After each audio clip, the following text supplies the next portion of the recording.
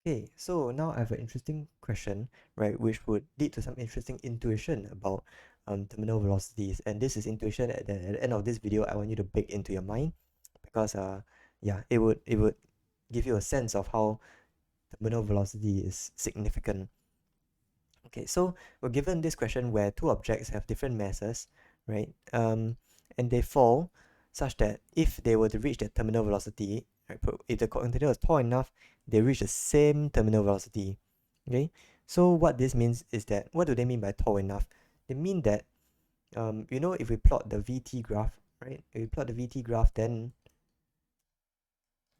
if there's drag, then the velocity asymptotes towards the V terminal, right? The terminal velocity, which is defined as the velocity such that the drag is at that velocity, right, is equals to the gravitational force. Okay, in terms of magnitudes. So you see that it takes some finite time in order to reach a velocity that is close to the terminal velocity, right? It takes some finite time to reach. And what they mean is that if the container was tall enough, right, after some amount of time t, right, the object will have traveled, right, the distance, which is the area under the VT graph. And what they mean is that the container is tall enough such that there is enough time, right, such that the two objects can reach their terminal velocities. If the object was not tall enough, right, let's say the object was this tall such that the area under this graph over here, the darker shaded region, is the height of the container, then the velocity will be prematurely cut off over here, right? It will suddenly drop to 0 because it has hit the bottom of the container. Then they will not reach the terminal velocities. So yeah, so that's what they mean by tall enough, right? In order tall enough such that the velocities reach the terminal velocity. Um, and here's me nitpicking a little bit, right? Technically speaking, right, the objects never ever reach their terminal velocity unless they start out at their terminal velocity, right? If they start out at terminal velocity, they're gonna stay there. But if they start out from something that's not a terminal velocity, they're actually never gonna be equal to the terminal velocity. They're just gonna reach closer and closer and closer. And in fact, um, but the reason why we say is equal to the terminal velocity is because the distance it goes, the distance, um, the amount there has to reach the difference between the velocity and the terminal velocity exponentially falls off. So that means over time, right, it literally exponentially gets closer and closer.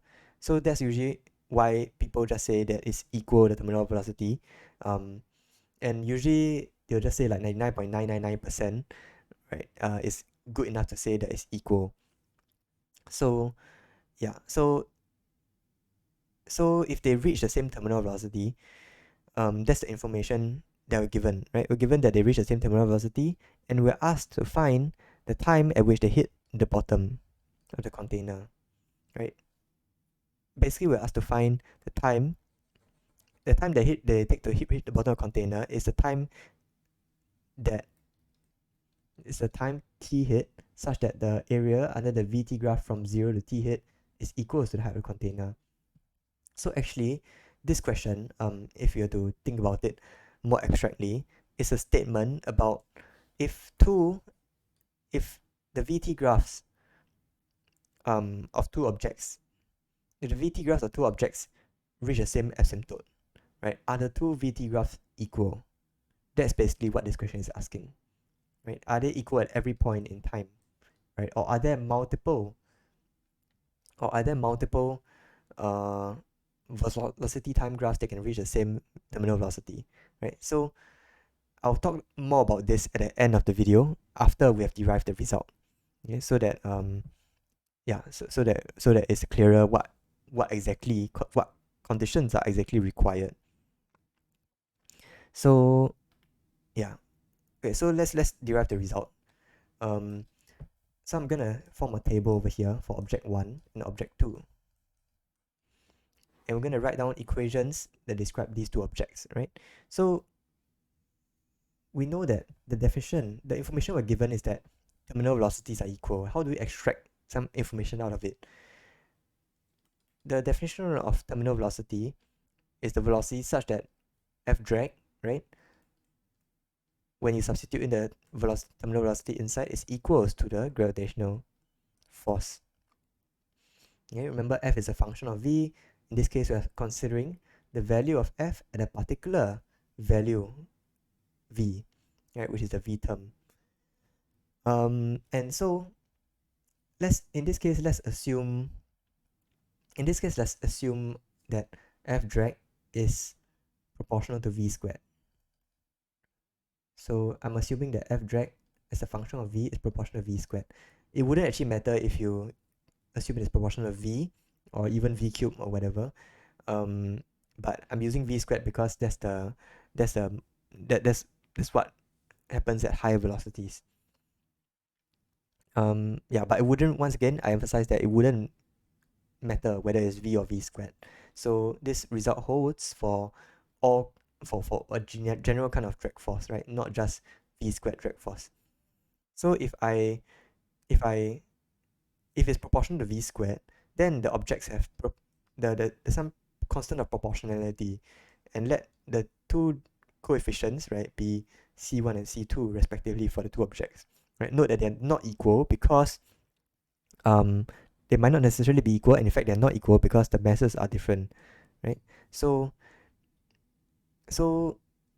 what we get is that this condition, we apply this condition on both of these objects, we get that C1 V term square is equals to the mass, the gravitational force on the first object, which is mass times G.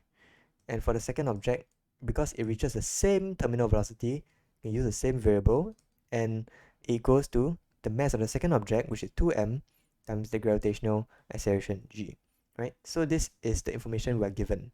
So what can we deduce from it, right? We see that they share a lot of similar things. So we can deduce actually that C2 over C1, right? We divide equation 2 by equation 1, this equals to 2. And that implies that C2 equals to 2C1. Okay, so this is information that we have extracted from the fact that they're the same terminal velocities, but the ratio of the masses are 2 to 1.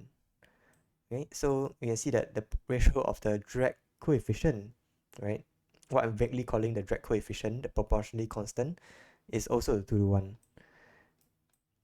Okay, so what can we deduce from here? That's actually all the information we know. So let's start talking about the equations of motion for each individual object, right? So let's describe them by v1 of t and v2 of t. Remember, velocity is a function of time. In this case, I have two functions describing the velocity of each object. So I'm going to find equations describing these velocity time functions. So yeah, so we can use F equals ma, right? So ma is m dv dt, right? So that's for the first object. For the second object, it'll be similar, just that the mass is actually 2m, and the acceleration is for the second object. Okay, so for the first object, what's the net force, right? Net force equals ma. So what's the net force acting on the object, right? There's a mg, right? So we're taking downwards as positive, so there's mg, and there's drag force acting against it, so c1 v squared, right? Now we're using v, right? Remember, v is a function of time, so we're not using v terminal. That's because so this v1 is a function of time. We're not using v terminal because this is now a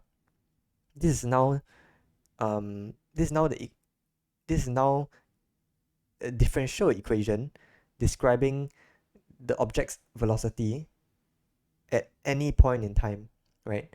It's only after a long period of time that the object has fallen and is asymptoting towards the terminal velocity, and we know that at that point in time the two terminal velocities are equal, and that gives us these two results. But now we're finding equations of motion, right, for the velocity as a function of time. v1 is a function of time, So there's a key conceptual difference over here from what we're doing in the first line, right, which is terminal velocity, and what we're doing in the fourth line, the equation here, which is finding v1 as a function of time and v2 as a function of time. Okay, so that's for the first object. For the second object, what's the net force is acting on it? We have gravitational force, which is 2mg, and we have a drag force, which is c2 v2 squared, right? Emphasizing once again that v2 is a function of time and v1 is a function of time. And these are differential equations, right? Self-consistency equations, and we need to solve for v1 of t. So here comes the interesting part. We're going to take this c2 and we're going to substitute it in here, right? And what we're going to get is that 2mg minus 2c1 v2 squared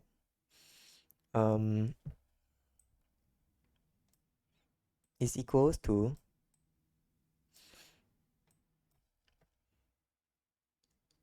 is equals to 2m dv2 over dt. And we realize that the 2's can cancel out, so mg minus c1 v2 squared equals to m dv2 over dt. And here comes the interesting part, right? We see that this equation, mg minus, I'm just copying it down over here, these two equations, right, describing the velocities as a function of time, these two differential equations, they are the same differential equation, right? Over here, I'm just having v1. Over here, I'm just having v2, right? But at the core, they're both the same differential equation. They're both the same differential equation, and because the differential equations, because the equations describing the velocities are the same, right? Provided that they have the same initial velocity, v1 at time t equals to 0 equals to v2 at time t equals to 0. So if, provided that they're the same initial velocity, which is the case in this question, right? Because they all both started from rest, right? If provided they're the same initial velocity, that would imply that both of them are equal at every point in time, right? Because the equation is describing them. If we solve this differential equation, we'll get the same solutions, right? Yeah, so this is a very interesting result. Okay, so before I move on to implications about this result, let's first talk about this. I'll first answer the question, right?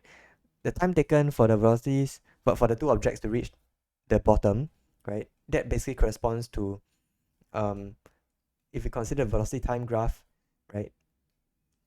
What time do they hit the same? What time would they take such that the area under the VT graph from 0 to the time, right, is the height of the container, right? The area equals to the height of the container. And because the functions are equal at every point in time, right, the positions are equal at every point in time, meaning that they fall literally side by side, right? They fall in the liquid side by side. And yeah, so basically the time that they hit the ground would of course certainly be equal. And so actually this question, they're just asking they're just asking the time at which it hits the ground, right? But actually there's a stronger result we've just derived over here, which I'm going to discuss right now.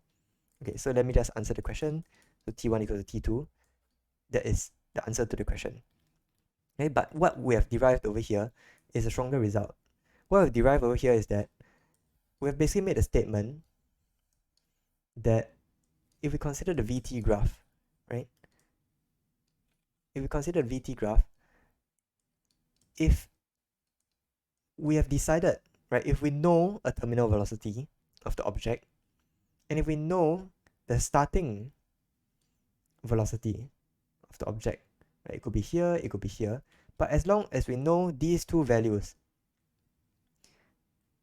every value of the VT graph, right, we actually have uniquely determined it. We've uniquely determined the function v of t. And at its core, this is this is a statement about the information that the terminal velocity and the initial velocity v of 0, right? This is a statement that these two pieces of information um, will uniquely determine your VT graph, right? Provided you know the form of the drag and whatnot. If two objects have the same two values over here, v0 and v terminal, right? If two objects have the same two values, these two values have the same value, then every point in time, right, they're equal also, meaning the graphs equal. So their graphs will overlap. So this is v1 of t and v2 of t also, right? It literally overlaps. The graphs overlap. So that's a stronger statement they are making over here. And that is an intuition that is worth remembering. Yeah, so this question is interesting because um it there's this more general picture that your terminal velocity and your initial velocity, right, would uniquely determine the trajectory of the velocity time graph, right? Would it uniquely determine the trajectory? That would not necessarily be the case. That will actually depend on the initial position, because you know the integration constant thing. Same velocity doesn't mean same positions. And yeah, so question right now you may be asking is, what about the form? Right? What about the form of the drag? If you did all the working with v, right, instead of v squared, if you did it proportional to v, drag is proportional to v, you get the same answer. Another question, what about the ratio of the masses? Didn't we use 2 over here? That seems like an oddly specific value. If you repeated it with any proportionality, right, you still get the same answer because C2, it gets cancelled out. Yeah, so this is a stronger statement about terminal velocities and initial velocities. And I hope you found it interesting. Yeah, so that's all for this question. See you in the next question.